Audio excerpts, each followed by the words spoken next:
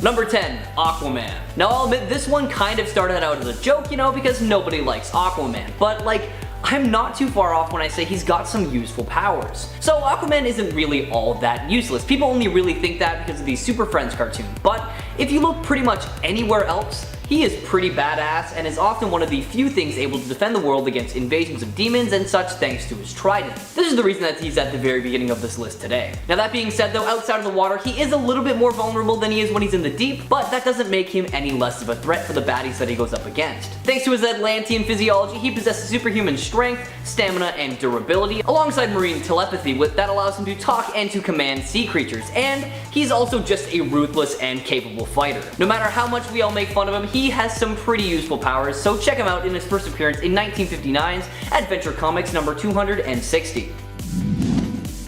Number 9, Rainbow Girl. Hailing from the planet Zolnar, Dori Adrison wanted to become a member of the Legion of Superheroes in order to work her way into the acting world. She started that journey after she managed to score a trip to Metropolis by using her powers to win the Ms. Zolnar contest. What powers am I talking about? Well, Dori has the ability to wield the powers of the emotional spectrum. However, she has very little control over it, and this results in some uncontrollable mood swings every now and then. Dori will turn red when she's angry, blue when she's hopeful, and she also has the ability to surround herself in a rainbow-like pheromone field that causes Dori to be found irresistible to pretty much everyone around. She's essentially a human mood ring, if you will. Needless to say, but with these powers, she did not make it onto the Legion of Superheroes roster and instead settled for a spot on the Legion of Substitute Heroes after marrying a wealthy man on Earth. All in all, there are worse powers that you could have. I can see these being useful in some situations, but if given the choice, Rainbow Girl is certainly not the first person I would call if I needed help. Check her out in her first appearance in 1963's Adventure Comics number 309. Number 8, Maggot. As with most mutants, they're either really strong, really weird, or just really lame. Well, Maggot skips the first one altogether and is just really weird and lame. Born in South Africa, this mutant has probably the most unusual digestive system ever, as it houses two slugs named Eenie and Meanie, who are able to leave his body, eat anything they want, and then crawl back into his guts. Now, as gross as it sounds, this whole process helps him grow in size, stamina, and speed, and also turns his skin blue and his eyes red in the process. Pretty cool, right? Well, yes and no, because the slugs have to enter through his stomach in a very precise manner to be effective, meaning if they're even just a millimeter off, then nothing happens. Maggot also has psychometric powers, meaning he's able to see things from the recent past or the immediate future. Honestly, these are all very useful and good powers, but with how meticulous and finicky they are, it just makes for a terrible hero. And to top it all off, he is just not written in a way that makes for any satisfying battles. Check him out in his first appearance in 1997's Uncanny X-Men number 345, and let me know in the comments if you agree or disagree with me.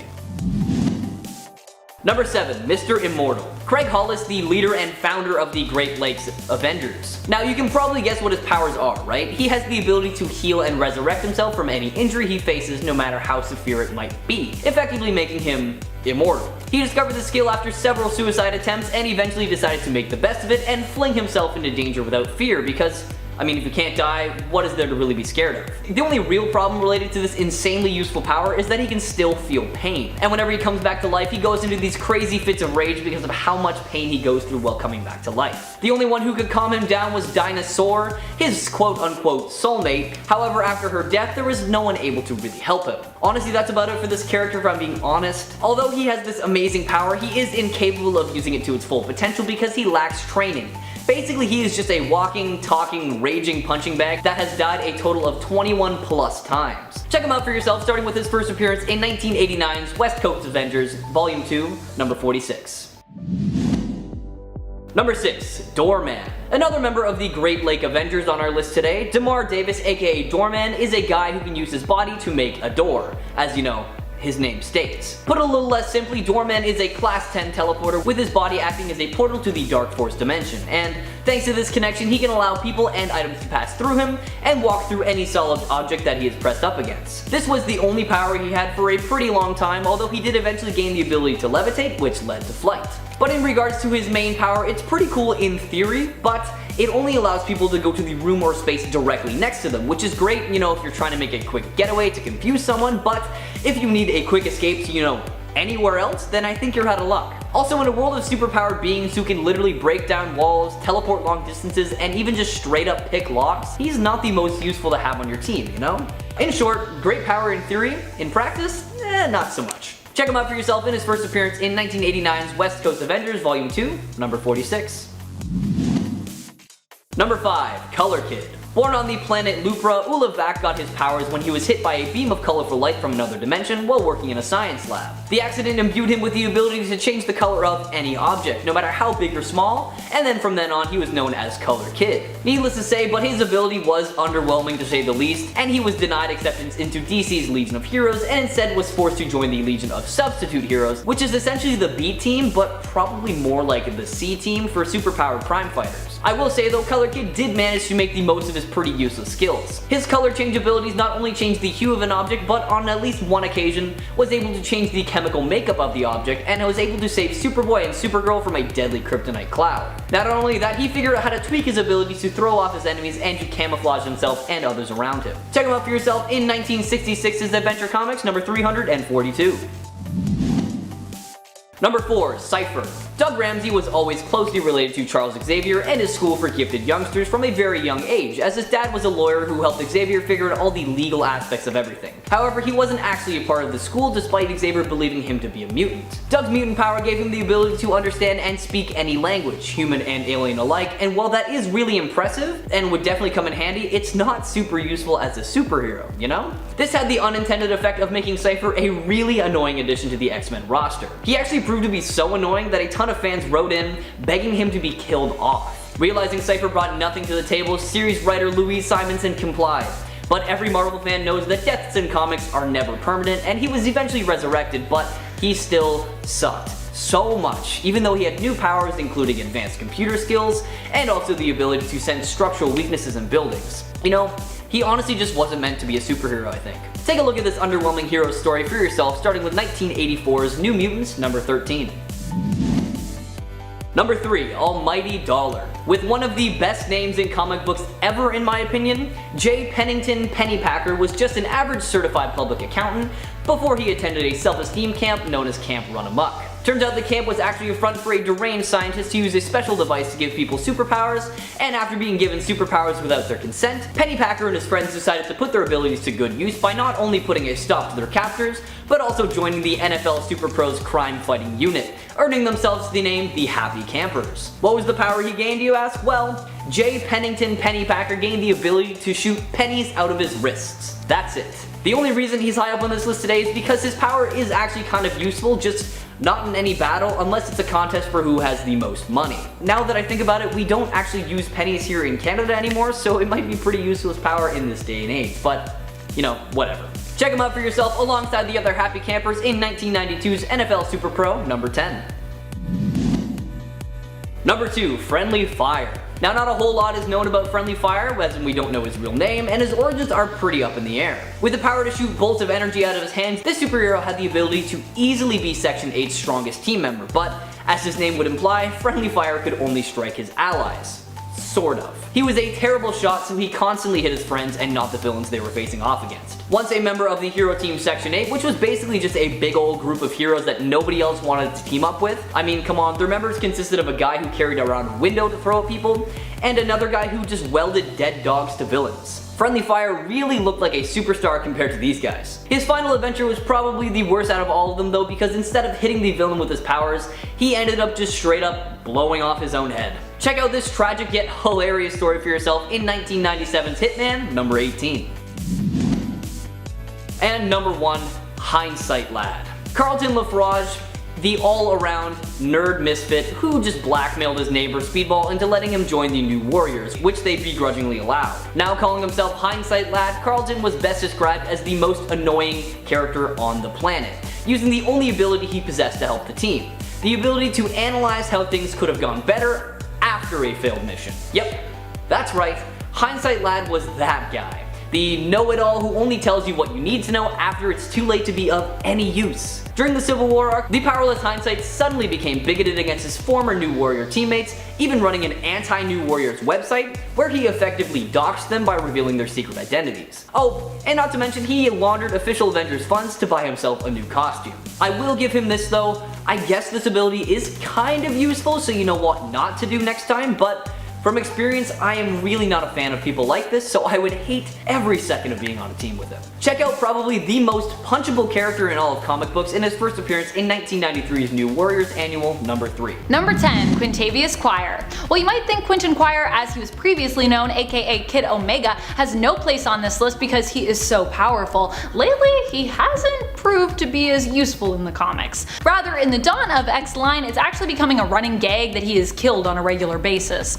often coming in with a pretty decent plan of attack that either he messes up or everything just kind of goes sideways, whether he's appearing in comics like X-Force or Wolverine. However, despite the fact that his death toll continues to climb when it comes to his own death and resurrection count, it should be acknowledged that Quintavious is a master telepath and telekinetic, who is known for being an Omega level mutant, hence his alias is Kid Omega. Number 9, NFL Super Pro. Now, anyone else remember when Marvel teamed up with the National Football League to make a promotional series about a pun-loving, crime-fighting ex-football player with superpowers? No? Well, that is totally okay, I also forgot about it too. Phil Grayfield, aka Super Pro, had his football career cut short after injuring himself while saving a child and decided to then take up a career as a sports reporter. Grayfield then just so happens to interview an all-ball chemist and superfan who just so happens to have invented a practically indestructible football uniform. Then for some reason a group of thieves comes in, takes what they want, ties Grayfield to a chair, and decides to burn up the rest of the scientist's things, including the suit. The combination of the heat and the fumes from the chemist's supplies end up giving Grayfield superpowers, which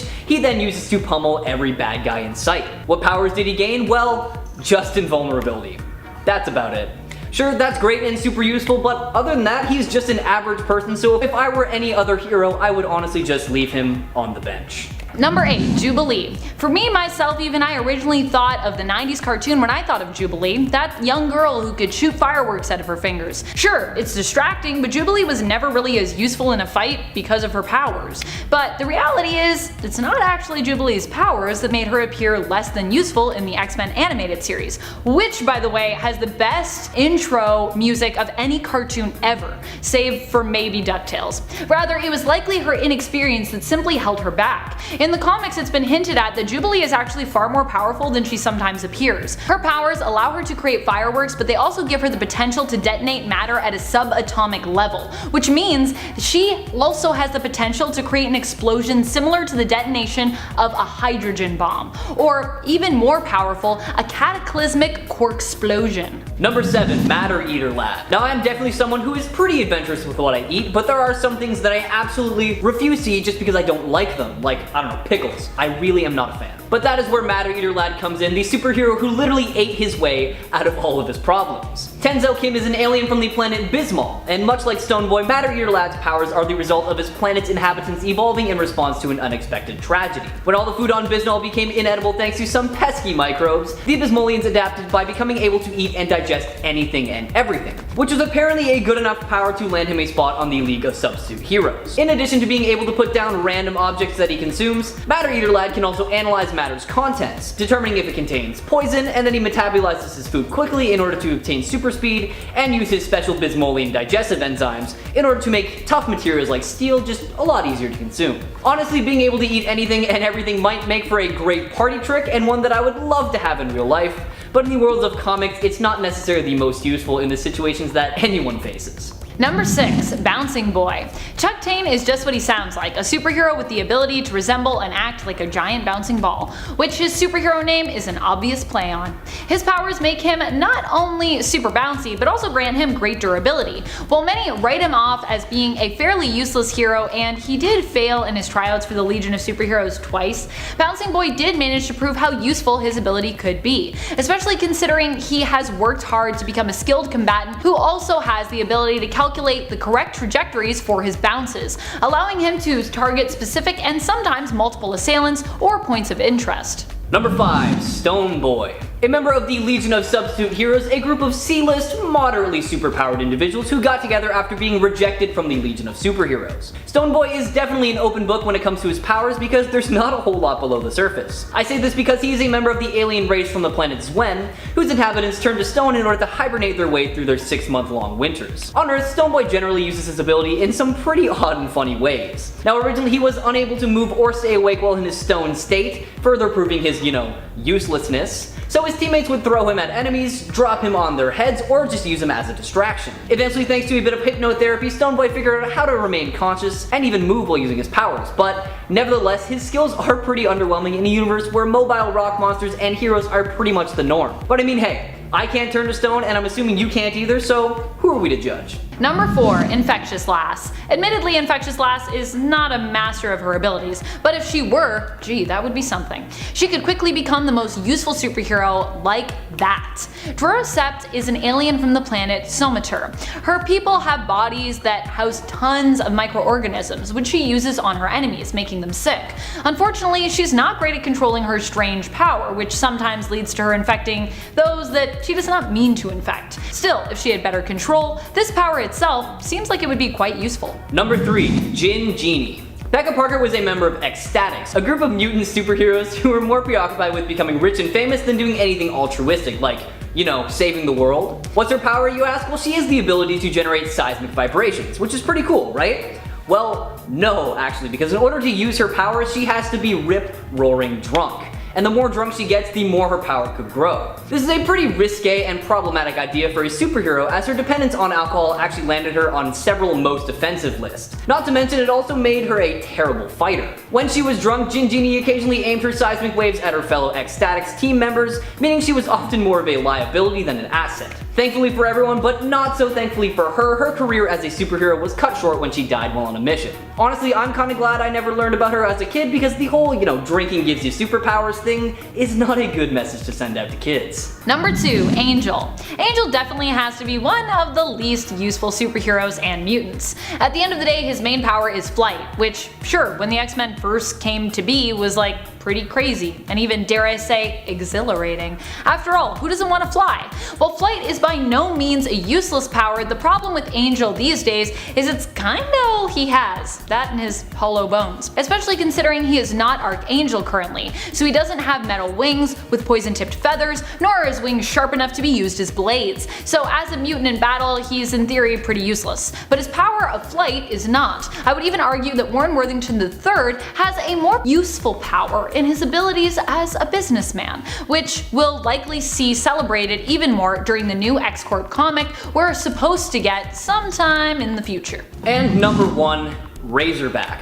Now I have to say, upon first glance, you would definitely not be able to guess what powers Razorback actually possesses. Think it has something to do with warthogs? Well, you would actually be wrong, because its actual power is the mutant ability to drive or pilot any vehicle very well, all of which he for some reason names Big Pig. Now it's not really explained how he got his powers or why he wears the warthog headpiece, but hey, I'm not one to judge. I wear high-waisted jeans and overalls, so to each their own. Also, I thought I should mention that the mane of his super stylish headpiece is also electrified, but that limited power is totally cancelled out by the indignity of having to wear an oversized furry helmet that not only limits mobility, but also peripheral vision, which is kind of needed for his whole mutant ability. All I have to say is that when you're in a universe with multiple characters that are capable of destroying literal planets, an expert wheelman really isn't all that helpful. However, in the real world, that is super helpful, because I know I've been in cars that I cannot figure out. Number 10, Silverclaw. Maria Santiago, aka Silverclaw, was born near the village of Kamakiri in South America, and this village was filled with simple folk whose ancestors worshipped the ancient gods until the arrival of the Spaniards. Her father was a native of the village who was constantly ridiculed for his beliefs, and his daughter was no different, as she was ridiculed for, well, different reasons. You've heard of werewolves, right? Well, Maria had the interesting ability to transform into a variety of were forms, including jaguar, anaconda, cockatoo, monkey, sloth, and cheetah. And they were unfortunately uncontrollable for a while, which was not too great to say the least, because it scared a lot of people. Now fast forward a bit and we see Silverclaw join the Avengers during the Civil War arc. And in this arc she fought Captain Marvel, who was attempting to get her to sign the Superhuman Registration Act. Silverclaw was pretty against the SHRA, as it was not the law in her country and she was not a US citizen. Now as a result, a pitched battle between the two occurred, with Silverclaw able to just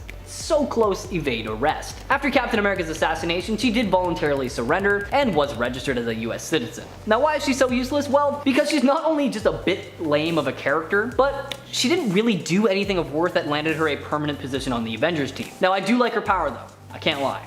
Number 9, Swordsman. Okay, so I'll give you that Swordsman was at least talented in his art form, but at the end of the day, he's just a guy with good sword skills. You might be thinking, who are you going to rag on next, Amanda? Clint Barton? You also might be thinking, Amanda, wow, did you just use the term rag? Are you from like the 1930s? I'm not, though I should be maybe. And no, I'm not going to insult Hawkeye by putting him on this list. While there are many other Avengers who are just humans with superpower-like skill sets, Clint at least is also a super interesting character. Swordsman, however, remains quite dated, relegated to being a hero of the past. He might have been good with the sword, but that also wasn't enough to have him save himself and also save his true love Mantis at the same time. Tisk tisk. And sure, Swordsman may have returned as a cooler Kotati version of himself, but let's not forget that this is technically a different character. As while his Kotati version has all of Swordsman Jacques Duquesne's memories, he is still an entity separate from Swordsman, and made more interesting by the fact that he is part of the alien Kotati race, let's be honest. Number 8. Star Fox. Now originally named Eron and rechristened Eros at the age of 5, Star Fox is the son of two Eternals who has a pretty interesting power to say the least. Now what's that power, you ask? Well, he has the ability to manipulate the pleasure centers of the brain of any people within 25 feet of himself. This power emanates from him at all times and causes people to feel, well,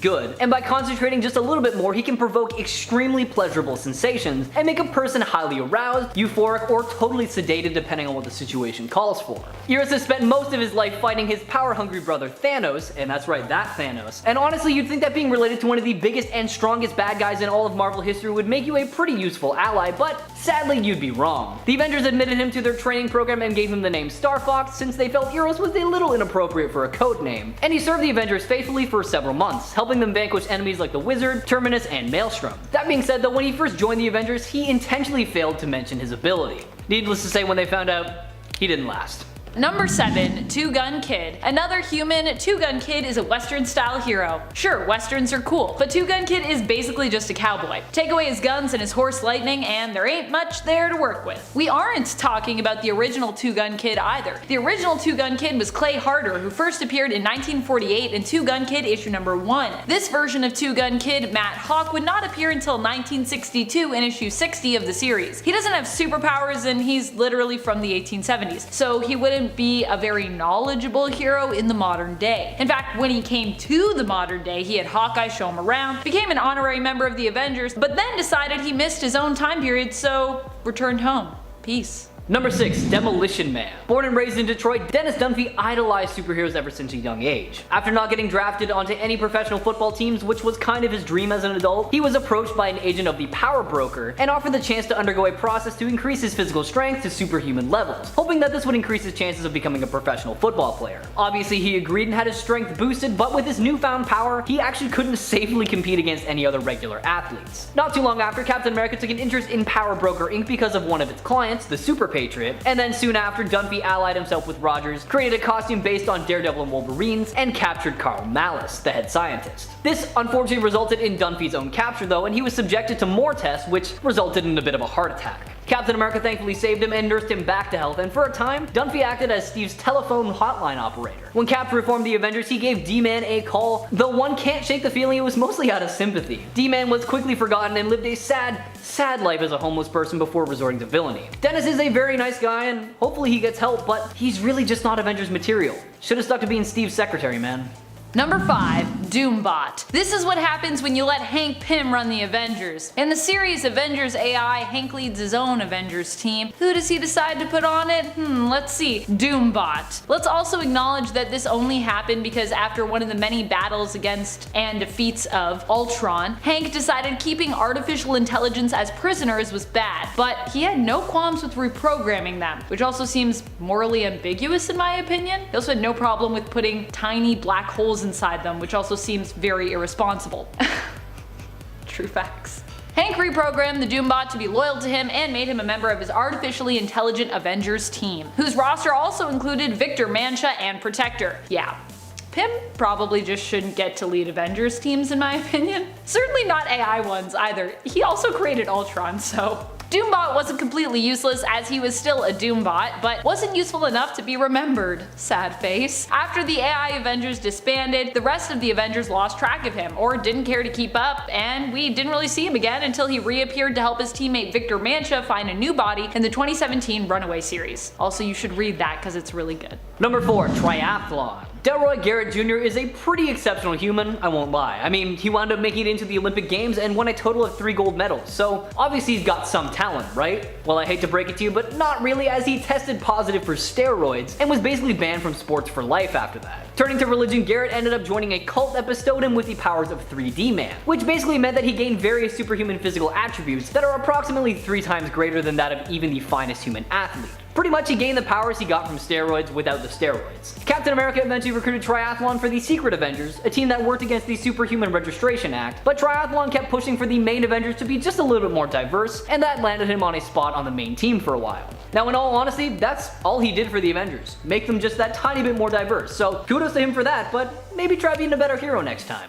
Number 3, Jocasta. Jocasta could have been super cool, but she was kind of relegated to just being Ultron's tattletale and almost loyal mate. She was built by Ultron to be his mate and bride in a sense, sort of like the story of Frankenstein's bride. At first he had tried to transfer the mind of Janet Van Dyne into Jocasta. This actually succeeded, but just made Janet in Jocasta's robotic body seek to tell the Avengers what was going on, and they put a stop to Ultron's madness, reversing the procedure. Jocasta would return a few more times in the comics, but never make much of an impression. She actually could have been a really cool character, but it always feels like she's never really given much of a chance to shine. Still often being resorted to plots where Ultron wants to merge her with Janet, even in the modern day. She was granted Avengers status when she decided to sacrifice herself in order to destroy the Evolutionaries' base before she died in the process. And Avengers Annual Issue 17 out of 1988. Number 2, Stingray. Dr. Walter Newell was a brilliant oceanographer and engineer who supervised the construction of a domed undersea city with plans to grow food for mankind. The city was attacked by the Plunderer, but he was stopped by the Atlanteans Namor, the Submariner, and Lady Dorma, but unfortunately the city was destroyed. Now in response to this, he designed a suit specifically for the deep sea exploration that he named Stingray, as much of the design was based on manta rays. The suit can safely operate in depths of up to 1,200 feet, has a unique oxygen diffusion system based on fish gills, grants Newell superhuman strength and durability to handle underwater conditions, and is able to swim at high speeds underwater. Now Newell can also glide when not in the water, which is a pretty sweet add-on if I do say so myself. Also should probably mention that the main weapon of the suit is a potent electrical blast, so the name Stingray is definitely fitting. In all honesty, the only reason Stingray was ever an Avenger was because the team needed to use his Hydro base as a launch site when the US government placed airspace restrictions preventing the Avengers from launching Quinjets to downtown Manhattan. Other than that, he really didn't offer much else for the team. Sorry, man. Number 1, Dr. Druid. Dr. Druid was Anthony Ludgate, originally a student of psychology and psychiatry who was very much interested in the ancient powers of druids and those of the occult. He wasn't such a bad hero to begin with, but quickly became overshadowed by greater mystic heroes such as Doctor Strange. He also studied under the Ancient One, and after some successful heroic pursuits was made an Avenger. However, he became bewitched by Ravonna Renslayer and did some pretty awful things, like manipulating the Avengers into making him chairman, usurping Captain Marvel aka Monica Rambeau, who held the title previously. Following this, he got lost in the time stream, and when he returned, used his hypnotism to swindle someone out of their property so he could rent it out to make money and spend his days drinking. Since then, he has died, returned, and become more of a villainous character in the comics, with his Avengers membership being revoked. Which makes sense. Number 10. Green Lantern Ringless. Most times when I say Green Lantern, I mean Hal. Poor tripping over his feet Hal. Currently Black Star Hal. Ignore that. The lantern rings function on will, drawn to people with the capacity for great will and ability to overcome fear through the force of said will. Once selected, the bearer has access to the full scope of the ring's abilities, including but not limited to conjuring of objects, the limits of which are one's own imagination. They can encase themselves in a force field, travel the galaxy, learn to be able to affect things that are yellow colored. Even the time limit when you have to charge your ring isn't as intense as it used to be. All in all, it's a great tool, but what happens when you don't have it? Well, you're just a person. This has come up a few times in fights on the rare occasion that the ring's charge does run out, or when the ring has been passed to someone else, but someone is still coming for the first bearer. There's actually a great moment at the end of the New 52 where Hal passes his ring off to Bruce, who for years canonically has just been one of the people who has been accepted could wield it, except for that brief period in Johns' run after Rebirth, this being Hal's rebirth, him being brought back to life, not Rebirth in general. This was when Hal and Bruce were patching up their relationship, and Bruce was the jerk for some reason for remembering all those people that Hal killed. Well, he took the ring and couldn't handle it. Okay, sure Jan. Anyways, without his ring, Hal is a pretty average person. all human lanterns are, even if they are trained in martial arts or have a gun. Looking at you, Baz. They still are probably going to be useless, as if you brought the Green Lantern to a fight, it probably wasn't your average fight, and you may even be in space, in which case they're dead. Number 9. Spider-Woman while pregnant.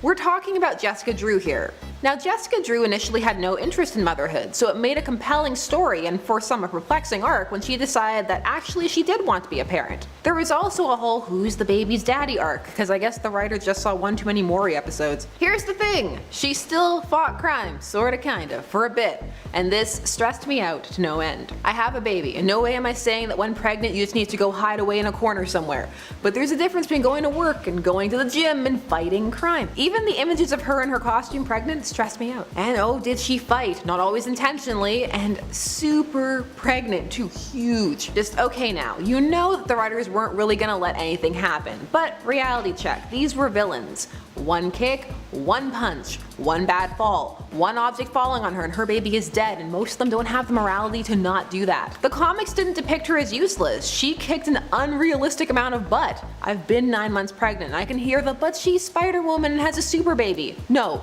look at this cover. Her baby has spider sense, also maybe she's in labor and Skrulls. You know, when you're fighting and pregnant, it's usually because you have no choice. She's best friends with Carol, no one could make it so that she had a smooth pregnancy. Oh, but she wanted to help, you say. One kick. One. Parenting starts before the baby is born, that's all I'm saying. I'm pressed, stressed, triggered. Number 8. Number 8, Wildcat. He's on here now because he's gotten a little old. Okay, so Wildcat is a member of the JSA, the Justice Society of America, and it's a hero from the Golden Age. So when DC initially dealt with the Golden and Silver Ages, it was by reconciling them by making those heroes older than their Silver Age counterparts. So Wildcat became a mentor to many younger heroes, or heroes who stayed young, such as Batman and Superman. However, he was getting older, and essentially he's just a dude. A dude with 9 lives, but just a dude. So if he's up against someone with powers, increased tech, or even just someone significantly younger, he's not going to be much help. Yes, experience counts for a lot and can help you strategize, but when it comes to stamina and strength, sometimes you just age out. It's a compelling story if told well. Justice League Unlimited had a fun time with it. Number 7, Superman in a magical fight.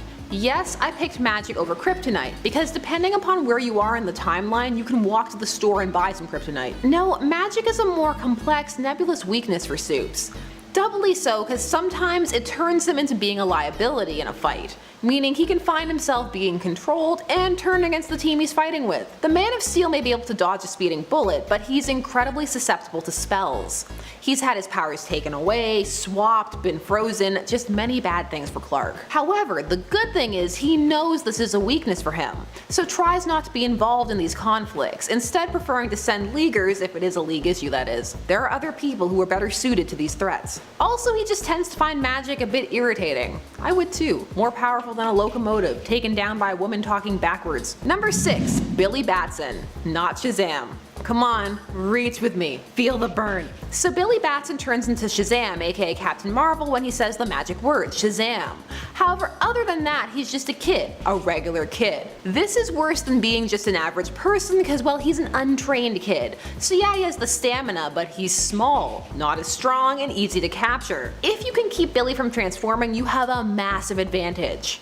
And there are so many ways to do it. One of the best Billy surprise transformations is in the Justice League Unlimited, when Captain Marvel, still called that, he hadn't lost that lawsuit yet, joins the Justice League, and Superman gets jealous of him. And the two end up fighting, it's actually quite brutal later in the episode, only for Billy to accidentally transform back mid-fight, and for Superman to realize he's been fighting and been jealous of like a 10-year-old. Number 5, Gladiator when sad. So Gladiator is one of those heroes whose powers and abilities are tied to their emotional state or self-confidence. This isn't the most uncommon thing, but it's not too hard to activate this in Gladiator. He doesn't have the thickest skin out there. Just ask Reed. If this happens in a fight, all of a sudden strength down, powers not landing or being ineffectual. That makes him feel worse. Now you're trapped in a shame spiral and probably dying because your back is too busy feeling bad about how they're not saving you. Sometimes you're not in a position to give a pep talk. Sometimes you just need someone whose powers work no matter what. I'm looking at you, Captain Britain, too. Both of y'all, self-esteem classes in your spare time. Number 4, Constantine and avoidance. Now, Constantine may seem like an odd choice for those of you who well know how powerful he is and what he can do. Here's the thing, Constantine will avoid fighting as much as possible. If he can get out of having to fight, Constantine will. So he's not the best backup. You know, demons everywhere, blood everywhere. Constantine seeing if there's maybe some way he can summon Etrigan or get an item to do what needs to be done. Perhaps broker a sleazy deal of some kind. It makes him interesting, that's for sure, but when the chips are down and you need someone to come in and just smite everybody, well, Constantine will do it, but only if he absolutely has to. He's also gonna sass you the entire time, which contrary to what movies will try and convey is not cool or helpful while you're fighting. In fact, it's annoying. Number 3. Mogo, the living planet. This is a speed and mobility deal. If you land on Mogo, well then good luck. Mogo can manipulate its environment and make it quite an unpleasant time for you, trapped on a living planet that has literally turned against you. But Mogo is a planet, so the fight needs to be near it in order for it to be able to do some serious damage. Now Mogo can move, but being a planet is not exactly zipping across the galaxy, more like lumbering slowly. I wonder what that would be like if you were on Mogo. Mogo is an extremely powerful and integral member of the Green Lantern Corps, which it joined because it wanted to, and what greater display of will is there than that? So Mogo, useful, but you need to get it there first. And Kyle really needs to stay off Mogo. He always has such a terrible time. Kyle just has a hard time in general though, when people remember him that is. I remember Kyle, and not just because his girlfriend ended up in the fridge. Number 2. Storm in a small space. This is so high up because this has happened more than once, demonstrable proof. We can put our arms down. Storm may be mistress of the elements, but she is also horribly claustrophobic. Small spaces or spaces where she feels trapped or enclosed, she's paralyzed with fear. And when this happens, all that power, well, it's not worth anything if you can't use it. That's the thing with all these hypothetical powers, if you can't access them, well, I might as well be there with Billy. Storm is aware this is a weakness and works hard to overcome it, as she does all her fears. Hey, we all have something. In at number 1, Hindsight Lad. Hindsight Lad might as well be called Postmortem Boy, cause well that's what he does. He can look at a battle after it happened and analyze just where exactly things were deficient, how things went wrong and what can be done about it next time. But he himself is soft, untrained, and not protected really. So if you threw him in a fight, well he could tell you why he lost it after. But coming in as backup, not the most helpful. I mean, unless you're going up against one of those loses powers because of self-esteem villains, cause then you can tell them how bad their last plans were and deal with the threat that way. Your last scheme was embarrassing, it wasn't even on brand, and green looks terrible on you. That's like a death sentence in the Marvel Universe because green is the villain color of choice. Number 10. Maggot. You might be thinking, Amanda, stop picking on Maggot. Japheth has got it hard enough. And I feel you. Dude has to live with 2 maggots in his intestines that burrow in and out of his stomach, which is depicted as being pretty crazily painful. That's how he gains power and sustenance. But the crazy thing about his abilities is that they rely solely on his connection to his maggots. If you take Maggot's maggots away, hold on, if you take Japheth's maggots away, it's a little clearer, he's useless. Sure, he has a little psychometric ability which allows him to see glimpses into the past or future of a location that he is in, but that is a very minute ability for him, and definitely not enough to carry him to victory or survival in a fight. It seems to me that this is a bit of a flaw, that your power source can leave you, leaving both you and your power source vulnerable. In other words, if you're in a fight with Japheth, just keep him from his maggots. Number 9. Almighty Dollar. This hero comes to us from the NFL Super Pro comic series, published by Marvel. Yeah, that's right. Even the NFL has a League of Superheroes. Everyone is doing it. The League of Heroes was called the Happy Campers, so named because they got their superpowers at a self-esteem camp, which was actually a front for a mad scientist who just wanted to dole out superpowers for some reason, I guess. The power that the Almighty Dollar received? Can you guess it? Yes, he is able to shoot change from his wrist. And if you've ever been hit by a pocket full of change, you might think, ow, that doesn't feel great, but you're like not going to die or anything from it. In other words, not gonna be great in a fight. Almighty Dollar up against any supervillain, and the supervillain would win hands down. Hands down. Take that, football. Number 8. Cypher. So in the comments for part 1 of this list, many of you expressed surprise that Cypher was not on the list. Shock, awe, Why would we have left him out? Well, I know a bunch of you loyal Cypher fans may be watching, but I kind of agreed with the people in the last video's comments, and so I brought him forth for you to flaunt as useless. You're welcome. Useless in only really a fight, of course, that can't be avoided by resolving miscommunications. But if we're already in the midst of the fight and the reasons we're fighting for feel very clear, Cypher would not be much help there. His powers are based around understanding and communication with a variety of different languages, including alien and technological languages as well. But in a situation where we are just two people who don't see eye to eye, all the languages in the world cannot help you take a hit or dodge a fist. Unfortunately. Number 7. Bailey Hoskins. Coming to us from the comic series, and I'm not making this up, X-Men, worst X-Man ever. We have Bailey Hoskins. He has powers that are similar to Marvel villain Nitro, which is that he can self-detonate. The difference is Nitro can reform, where Bailey, well, he can't. Which means in any fight, all he has in him is one shot. In the worst X-Men series, he actually uses his ability in a political fight to turn the tides against corrupt mutants. But in any other fight, that ability means he'd just die. And as much as I want to say you don't have to survive a fight to be considered a victor, which I mean granted you don't, it's really hard to continue fighting if you're dead. So in any greater story arc where we have a fight that is spanning over a few comics, his power would be pretty useless. And if his explosion ended up missing his target, like for example if the person he's fighting has super speed or teleportation abilities, or I mean magic abilities obviously, but when are magic abilities not a problem in the comics, then he would lose the fight. Useless. Number 6. Captain Ultra. Sure, Captain Ultra has a ton of powers, especially for playing such a small role in the Marvel universe, but he also has one very large weakness. His powers include flight, super strength, speed, stamina, and even super breath, as well as penetrating vision. If you're wondering what penetrating vision is, it's basically X-ray vision.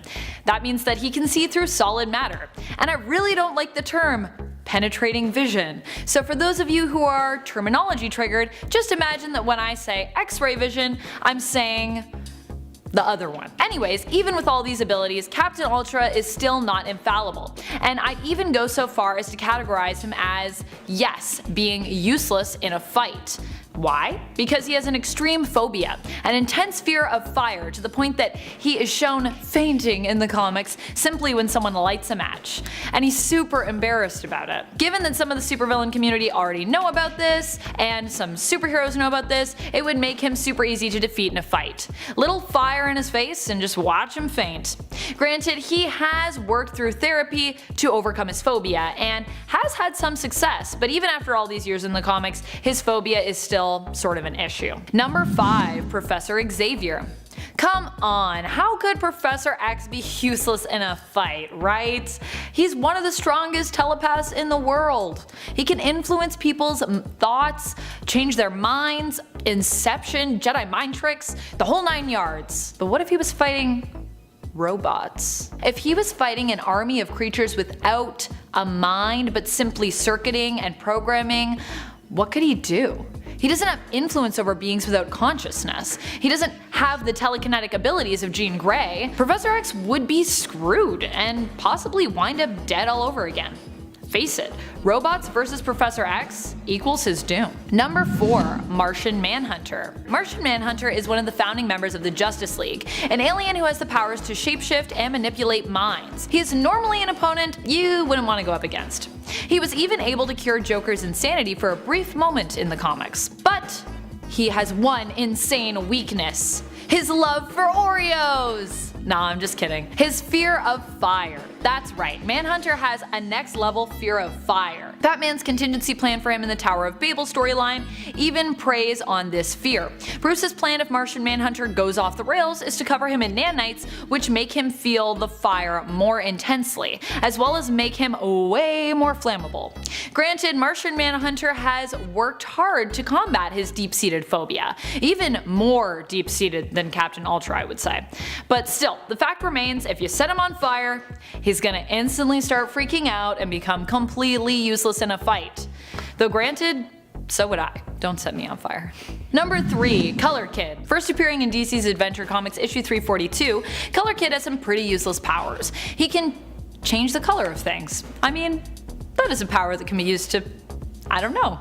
It's neat, but not particularly useful. He could try to confuse someone, or maybe try to like create some camouflage. Even then, it seems like it's better suited to helping avoid fights rather than like actually, you know, fighting someone. What is it with characters with rainbow related powers? Rainbow Girl and Rainbow Kid are just both heroes that are not really useful. Like, DC, just let's not do any more rainbow supers, okay? Let's leave them back in the 1960s where they were conceived, and try to forget that you were still trying to make Rainbow Girl a thing in 2008. Yeah. Number 2, Superman. I know, Superman was already on part 1 of this list, but we have more to talk about when it comes to Superman being, you know, sometimes really useless. This time I want to remind you all about the Red Sun issue. And no, not the Superman comic where we explore an alternate world where Superman is raised in communist Russia, entitled Red Sun by Mark Millar, which you should read, by the way. Check it out. We are talking about the sun in the sky. Superman's abilities actually become so powerful as a result of our sun. Fun fact. But it takes a specific kind of sun to power his abilities, a yellow one, while the red sun appears to drain or cancel out his super abilities. This hasn't been the most consistent depicted weakness of Superman in terms of how long it takes him to get weak, but the fact remains that if he's under a red sun's rays, he's gonna lose his powers.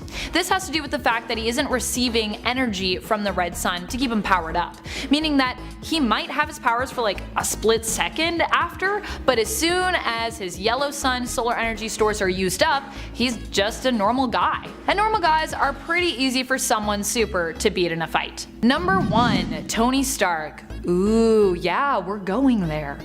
Iron Man is obviously a super OP hero. He was the golden boy of the MCU up until recently, RIP Tony, and he was on the original Avengers in the comics. He's a brilliant guy with an insane number of tech gadgets and Iron Man suits to prove it. So, how could he be useless in a fight? Tony Stark was at one time an alcoholic, which, as we have seen when they delved into these issues with the character in the MCU, and in the comics in the story entitled Demon in a Bottle, which explores Stark's addiction and resolution to get help at the end, his alcoholism can be a huge problem for him. Demon in a Bottle involves a storyline where at one point, Tony Stark has some drinks, dons his Iron Man suit, and goes out to meet an ambassador who's like a serious fanboy, and then kills him. Yeah, that's what happens. Granted, this was not Iron Man's fault. He was being controlled by his nemesis, Justin Hammer, the CEO of a rival company. But if Hammer was able to get the best of him while he was drinking, who knows how easy he'd be to defeat in a fight. I mean, Rhodey definitely proved how useless he could be.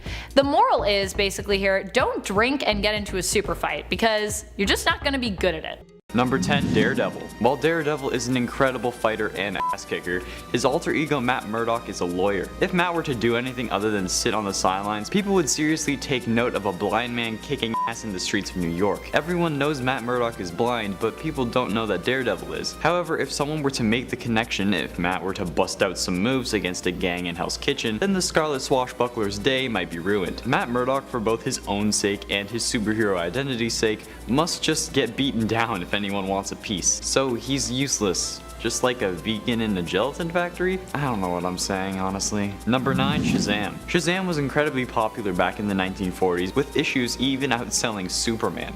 And while the Shazam movie was one of the better DCEU movies, the only one, Billy Batson is Shazam's alter ego. And he's literally a 14-year-old kid who, unless he says that magic word, is literally just that, a 14-year-old kid. And unless he says Shazam, he's not in costume. Therefore, he is very much allowed to be on this list. What can a kid do in a fight? It's like that saying, would you rather fight 100 kid-sized Shazams or one Shazam-sized kid? Honestly, even if he is Shazam-sized, the teen is still going to be easier to fight than Shazam, especially for me, where my only superpower is being able to clear out a room with one single cut of cheese. Number 8, Green Lantern. While in costume, Hal Jordan is the protector of Earth, a man with the superpower of not eating that last donut even though he really wants it. While yes, Green Lantern has gotten some hate and at points definitely deserved it, his alter ego is nothing more than a test pilot. Without the ring, what could Hal Jordan do realistically? Fly the superheroes who can't already fly into battle, unless someone who can fly is bringing them. Green Lantern has done some pretty incredible things so far, even at one point trying to arrest God. No matter how ridiculous that sounds, it happened. If you're not Green Lantern, it's a red light for helping, Hal. Sorry, not sorry. Man, these jokes are terrible. Number 7, Mighty Morphin Power Rangers. These teens from Angel Grove High School are literally always wearing the color of their ranger. Like, what the hell? Can we not identify you based on your personality or voice, since for the parts of the show people care about you're wearing helmets? Sure, these teens may know martial arts, but going up against the baddies they typically end up needing to suit up and have some hilariously oversized weapon, or a Megazord. It's like they're trying to reveal their identities, and honestly, if any teen was trying to get with someone and they said, hey, I'm a superhero, they wouldn't believe it, but if they figured it out themselves, they would. Just like MJ in Far From Home. Spoilers, by the way, but it's been out for a while. When Peter tells MJ he's Spider-Man, she just laughs and says, you're screwing with me.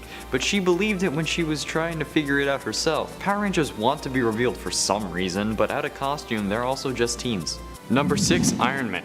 Time to get triggered beyond belief. Yes, Tony Stark is a super genius, but what about the fact that all of his super abilities, aside from intelligence, come from his suit? When not in it, sure, he may be able to call it, but if it doesn't show up in time, he's just stuck being an ordinary Joe with an arc reactor for a heart. Tony, while amazing, is just an ordinary guy who needs to see a doctor. Sorry, Tony, I love you and you may be a genius, billionaire, playboy philanthropist, but you have no regenerative abilities as far as I know, and you can be killed with a bullet. Your costume is your power, don't think too highly of yourself. Number 5, Arm Fall Off Boy. Hold on, what? This is an actual thing? Arm Fall Off Boy is able to take off his arm and beat criminals with it? Okay. Well, if you see this and he's not in costume, what do you think you're gonna do? I think run like the kid does in It, because Jesus Christ, this thing would be terrifying. This guy looks like he has a frozen ham leg for an arm like any cartoon killer ever. This honestly should not require that much explaining. This guy is literally a walking corpse in my opinion. Like, oh, you need a hand, man? Let me give you an arm. What? What? I can't. Honestly, I can't. Just go to the next number. Jesus Christ. Number 4, Mr. Immortal.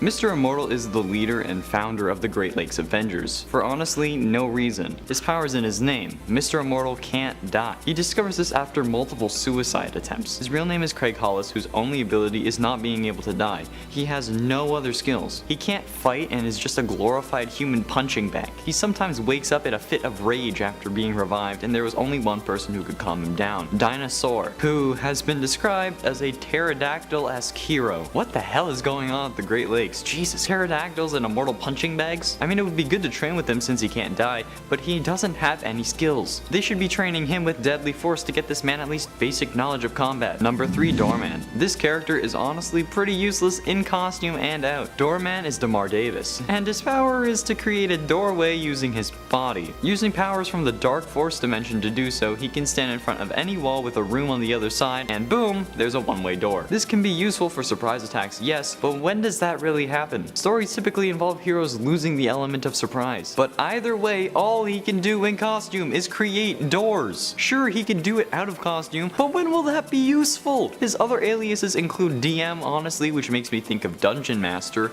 Man of Doors, which makes me think of Men of Letters, and the Living Portal. Living Portal?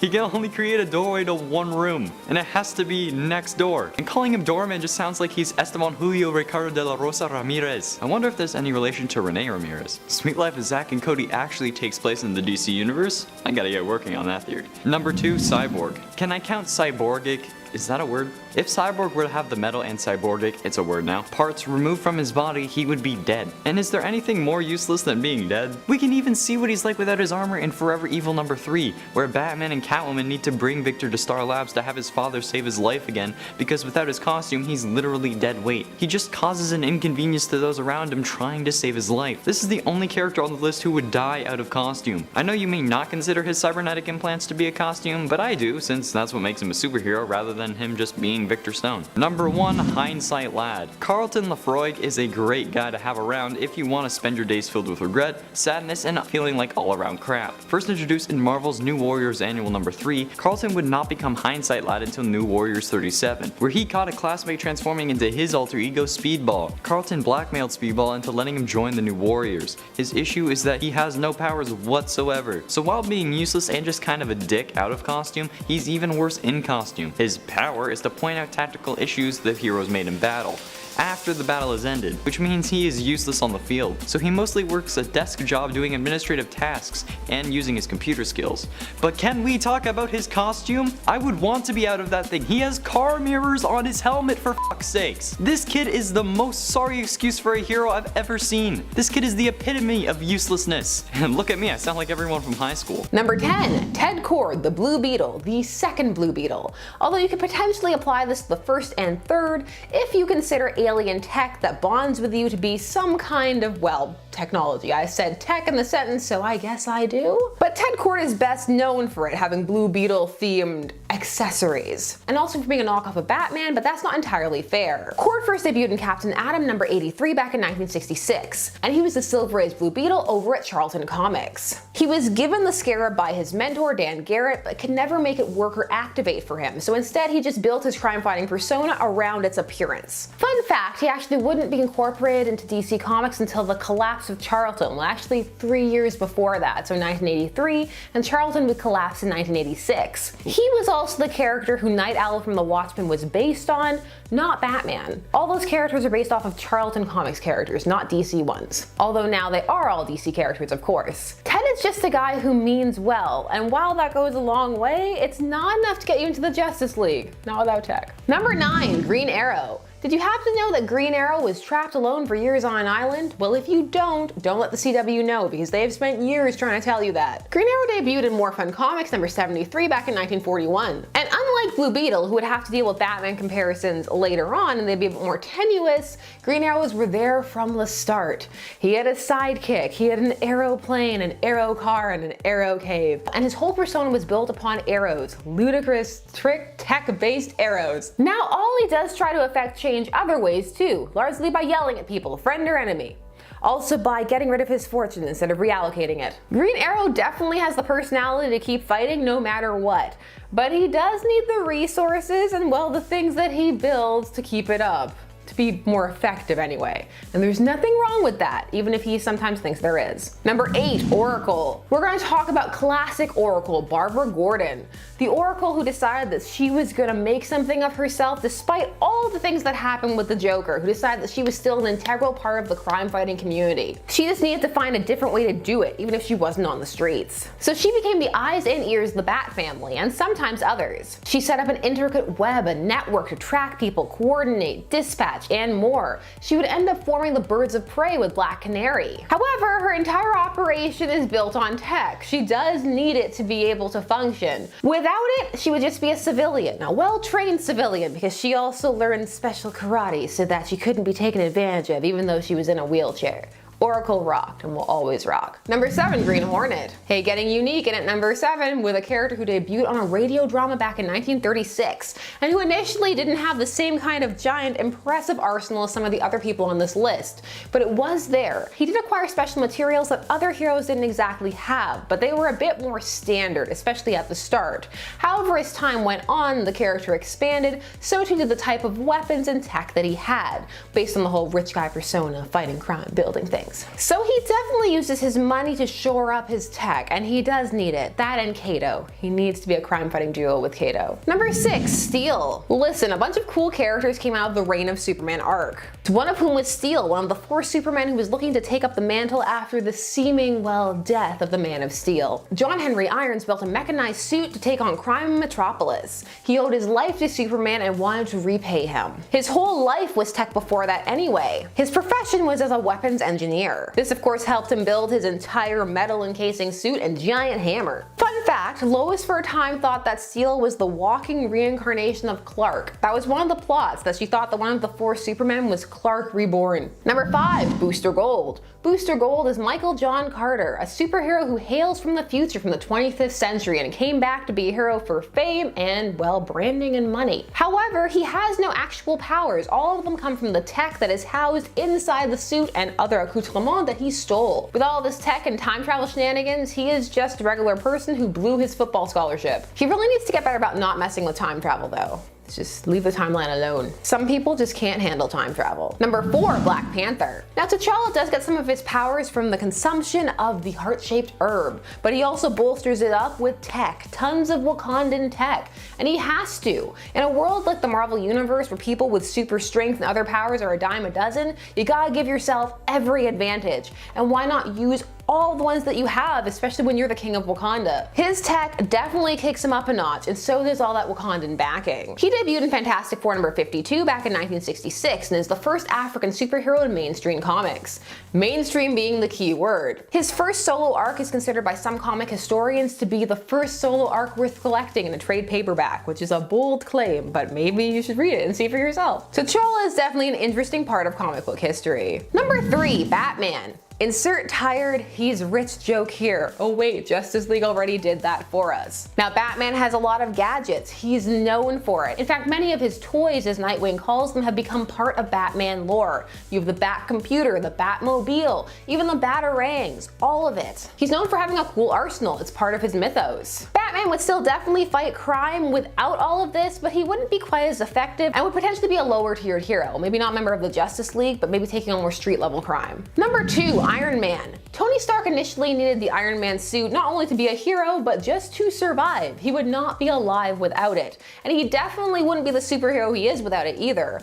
All of his powers and abilities come from his tech, and he's always upgrading his suits and finding new ways to make them better and hence enhance his own strength. He even at one point made them part of himself using nanites. Iron Man suits are a big thing for some fans, looking at the different models and specs. They would definitely miss them if they weren't around. And at number 1 we have Cyborg. Again, a case of without tech he would be dead. Even faster than Tony. His father made him into a cyborg in order to save his life. Something his son, Victor Stone, great name by the way, would not appreciate for quite some time. Cyborg was initially just made out of some advanced tech, but over time in reboots this came to be apocalyptian tech. Why? New 52, and also so that they could then jump him straight from the Teen Titans to the Justice League and have a reason for him to be there. So they start off with a Darkseid arc and he was made of Darkseid tech. Cyborg's whole am I a man or a machine struggle needs tech to happen. Number 10, Green Lanterns. Before you flip out, let me explain. Harley teams up with the Green Lanterns in the series Harley's Little Black Book. If you haven't checked out the series, by the way, you should, because it is pretty amazing. Anyways, Harley ends up acquiring what she thinks is a Green Lantern ring via eBay, but it turns out to be a merged red and black lantern ring, making her the first ever red and black lantern. This of course makes Harley go kind of crazy evil as the ring possesses her. Hal Jordan shows up to try and stop her when the Asgarians also show up and take the ring from Harley. They knock out Hal and it is up to Harley to save the day. She takes his ring and becomes a Green Lantern. Without her being a Green Lantern on that day, the Green Lanterns would have been useless at saving the planet. The Asgarians would have most likely got their hands on the ring by some other means, and Hal would have likely just been knocked out and fallen to his death without Harley there to save him and save the world. Number 9, Justice League. Once again, before you flip out, let me explain. Despite being a villain, it's no secret that Harley Quinn has had her crushes on members of the League. She's kissed Hal Jordan, pined after the Batman, and has a shrine dedicated to Wonder Woman in her closet. While it is hard for me to argue that the League would be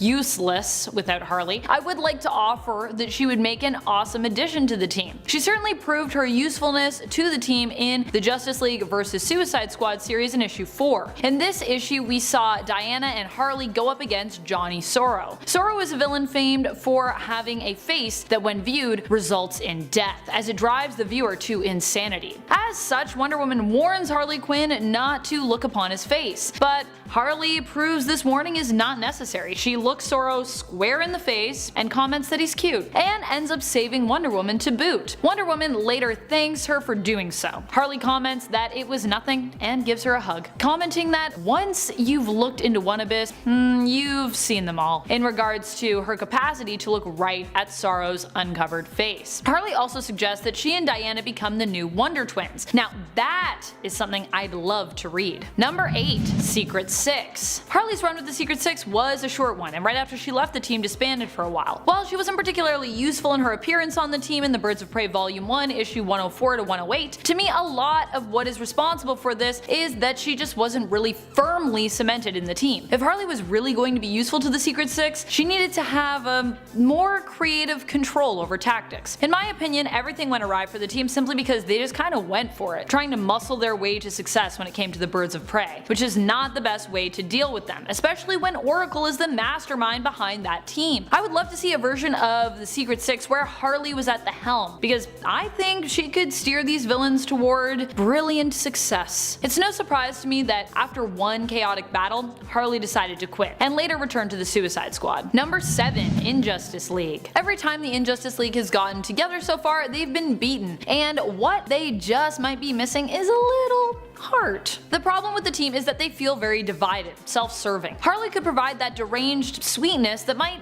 keep them all fighting together. Even the Injustice League Unlimited team, which was huge, did not seem to have Harley Quinn in attendance. Why? Probably because in 2007 she was off doing her own thing, or working with the Suicide Squad. Though at the end of the Injustice League Unlimited storyline, when Amanda Waller shows up to collect the Justice League's prisoners, Harley was nowhere to be seen among those members Waller had accompanying her. Still, I think part of why this team always fails is because they usually have the self-serving Lex Luthor heading them, with Joker's chaotic based self in second command. Maybe if we saw some more determined supervillains with broader goals like Poison Ivy or Harley in charge, we'd see a greater success rate with the villainous team. Or maybe not.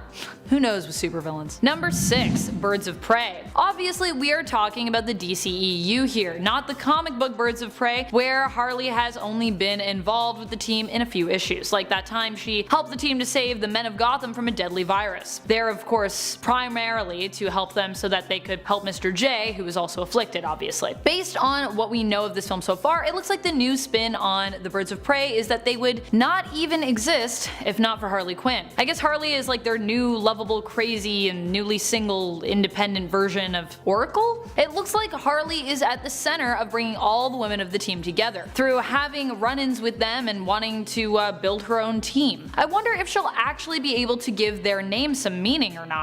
And I'm also curious as to how Gail Simone feels about this reimagining of the team. The other strange thing is that while Black Mask is a villain with many enemies, he seems to have an obsession for Harley Quinn in the film. Obviously she must have done something wrong to him, but he's a villain who is more well known for his intense feud with Catwoman, not Harley. So I'll be interested to see what Harley has done to him and how it involves bringing together Huntress, Black Canary, Renee Montoya, and Cassandra Cain to get revenge. I'm also interested to see if Black Mask will end up wearing the famous Black Mask built out of his father's coffin or not. Number 5. Gotham City Sirens. Some ladies you can't live with or without. Such seems to be the motto for this villainous trifecta. In truth, the team would be useless without any single member of it, though I would argue that Poison Ivy and Harley also make an effective duo. The three women decided to band together after Poison Ivy saves Catwoman's life, repaying her for the money that Catwoman stole from Hush and then subsequently donated to both her and Harley. These three together betray each other almost as much as they help one another, but truly, they are a magnificent force when they work together. Without one of them, the team simply doesn't work. In fact, the team really falls apart when Harley leaves to go kill Joker as revenge for years of abuse while he is locked up in Arkham. More proof that without Harley as their glue, the betrayals all become too much, and the villainesses all end up just turning on one another. Number 4. Quintets. In the first volume of the Harley Quinn comic series, we see Harley create her own team after Joker gets locked away, and it seems like the pair are taking a break from their relationship, or as she phrases it, seeing other people. Her other people involves her own crew of henchmen that she and her friend Lewis put together. Unfortunately, this ragtag criminal group that Harley leads is comprised exclusively of men. No girl gangs here. Sad face. Lewis is just a friendly former henchman of Joker's that seems happy to help her out, despite the fact that she's thrown a few punches in his direction in the past. Likewise, Buster, another former Joker henchman, is in the same boat. He's the muscle, and Harley has also taken him down before. Same with the other two founding members of the Quintets, Nyx and Kennedy. Kennedy is famous for having henched with just about every big bad in Gotham. The last member of her squad, who is also the first, is Lester Wilde, who believes he looks identical to the Joker. But he dies in the first issue that the team is assembled in after falling in love with Harley and getting shot by the police during a mission where Harley gets the squad to help her break out her pet hyenas from the zoo. Without Harley, this team would not have even existed, nor would their adorable uniforms have either. Oh, so cute. A cute little bowling team. So cute. Number 3, Suicide Squad. Granted, without Amanda Waller, there is no Suicide Squad, but in this team, Harley really found her independence and her family. While this team allowed her to grow as a character, Harley has really allowed this team to be successful in their series and in the film iteration due to her popularity. In fact, if it weren't for Harley Quinn's appearance in the 2016 film, we would have likely seen even worse reviews come in for it than it already got. And it is currently sitting at 27% on Rotten Tomatoes. It's pretty low. Fortunately, a lot of that rating comes down pretty much to the minuscule semblance of a plot. But truly, it was Margot Robbie and better yet Harley Quinn that came out on top after this film. I would also go on to argue that while the other members of the team are useful and important, none are as useful as Harley Quinn when it comes to selling comics. Case in point, Harley almost always makes the cover of each Suicide Squad issue. Sometimes she's the only Suicide Squad member on the cover of that issue. Number 2, Gang of Harleys. This is maybe one of my favorite groups. So Poison Ivy gave Harley the idea to have a casting call for some hired help in volume 2 of the Harley Quinn series. And you know, I also just really love this series. If you haven't read it, you really need to read this one. Harley and Ivy are both brilliantly written in it. Quinn ends up putting out an ad that gets more responses than she anticipated. She actually allows these ladies to duke it out after narrowing down the potential members of her girl gang with an interview process. She declares she's going to turn off the lights for 2 minutes, and when they come back on, whoever is left is in. This leaves her with 11 successful candidates, one of whom was actually male. Pretty cute, Harvey. Obviously, this team would be useless without Harley, as she is their inspiration. But also, they're all very capable and fantastic on their own. Honestly, DC should make a movie about this gang of Harleys. Number 1, Joker and Harley. The craziest thing about this duo is while Joker is the most iconic Batman villain, and possibly one of the best villains of all time, he has actually over the years almost been surpassed in popularity by his sidekick. Harley has not only surpassed him at times in popularity, but beyond that, she's even accomplished things that Joker could never even dream of. She's managed to fool and capture Batman on multiple occasions, and has almost killed him more than once. In Mad Love, it is Joker who stops her from killing Batman, and he even throws her out of a window for successfully capturing the Bat. Of course, Joker has no desire to kill Batman. He's more interested in corrupting him. The Joker is more of a philosophical villain, while Harley's actions are often based more so in logic. Deranged logic, but logic, even being as unstable as she is. In the comics and the animated series, she is shown to literally outgrow the Joker, and the few times she has left the Joker in the comics, he has always been the one to come after her. He often tells her that she is nothing without him. But to me, this seems like fear talking when it comes to the Joker. I mean, if you read between the lines, it sounds like he might be worried that he is actually nothing without her.